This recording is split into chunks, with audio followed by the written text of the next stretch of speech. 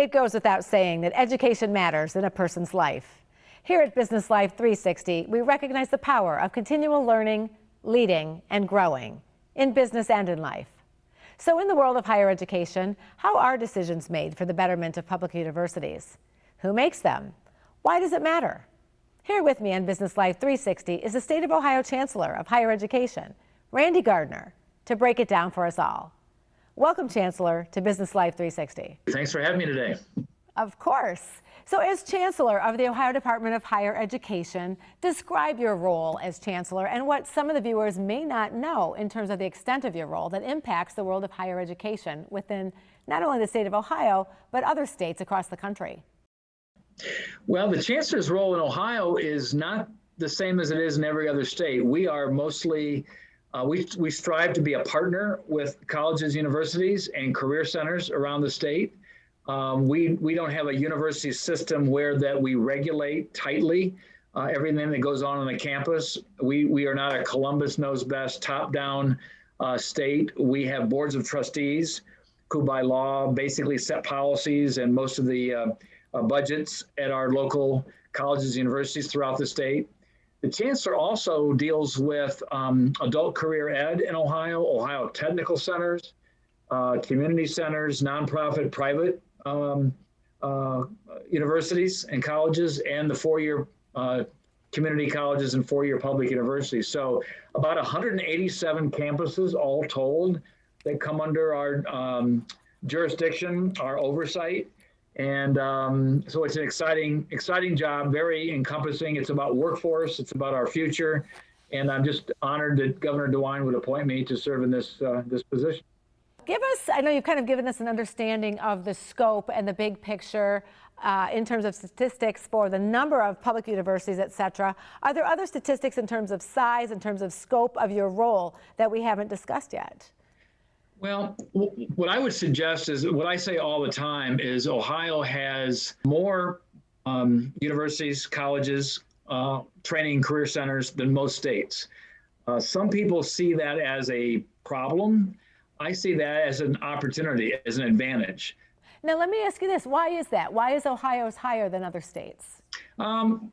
Actually, Governor Rhodes, all the way back into the 1960s, decided to make a college as accessible as possible, not just to travel to and live in a dorm or move to another city, but to make it accessible throughout the state. So we have regional campuses at universities, we have community colleges, we have 14 public four-year universities. So, and on the independent side, we have 74 independent nonprofit institutions. So what I like about that is what I call the diversity of opportunity for students in the state and families. In your role, aid, financial aid, dollars that are given to universities, setting new policies, new degrees that are offered are all examples of some of the things that are in your purview. Tell us more about how that impacts our universities as well as our students. What many people don't realize is the actual tuition and fees at our public universities in the last 15 years versus inflation has actually gone down. It's actually more affordable today than it was versus inflation 15 years ago. And that doesn't even include some additional programs with instructional aid and institutional aid from our universities. Other kinds of programs, our community colleges, which provide additional support to students. The bottom line is there's more work to do there. But our policies in terms of our tuition policy in the state, Ohio's tuition has gone up third lowest in the country in the last 10 years. We have more to do. We're not satisfied that we've done all we can do. The governor has increased need-based financial aid in Ohio, but I think our next budget is likely to do even more in that space, because we have just more to do to make college education as accessible as possible. The other thing we're doing is we're not trying to drive students just to a four-year institution or to a certain type of college or a certain type of training. I believe that the Department of Higher Education should provide as much information about what jobs are in demand, what the costs are to attend certain institutions, college, universities, career centers, and we should give them as much information as possible so that our students and their families can make the best decisions that they can for their future. Some people say, is college worth it anymore? And if you look at the statistics, these are just flat out the statistics. These aren't things that I've come up with or anybody's promoting, but the unemployment rate for those who have a college degree is lower than those without. Wages are higher, significantly higher than those without. This is an aggregate. This is an average. There are specific occupations where that may not be true. But again, in the aggregate, healthcare outcomes for those with a post-secondary degree credential are much better than those without. If you had to say, okay, top 3-4 issues facing higher education in Ohio, what would those be?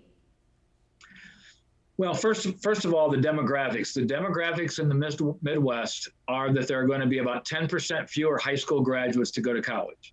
So we have to be more customer friendly, more innovative, more flexible to the needs of students if you're going to keep them here. We have to make sure that we're speaking to our Ohio high school graduates to want them to stay in this state so that eventually they become part of our workforce. So I think number one, the demographics and meeting the needs, being as flexible as possible to offer education programs here in Ohio. I think that's number one. But also it's important to have those opportunities after graduation to stay here.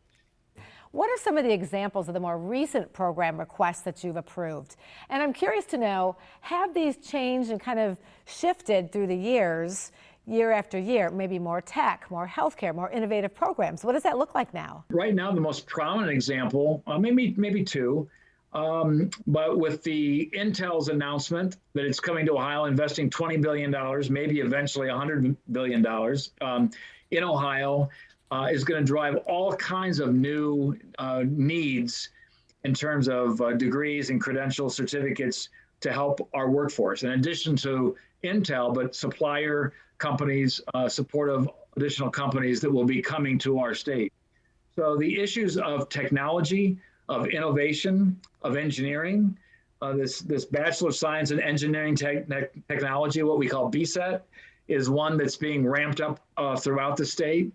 But lots of things associated with innovation and technology and the chips industry and Intel's announcement, the value added to our college university programs in that space is significant. Another one that's been real challenging, and that is in the healthcare arena, and especially nursing.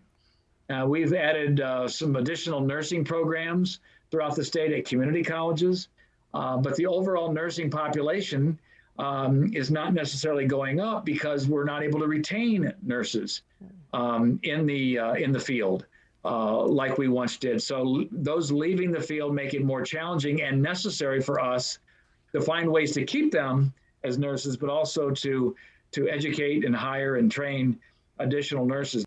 So it's exciting, lots of sort of innovative healthcare technology types of degrees coming, but also I see the challenges that you face every day, whether it is in healthcare with the nurses or other such programs. Thanks so much to State of Ohio Chancellor of Higher Education, Randy Gardner. Great to be with you. Thank you so much.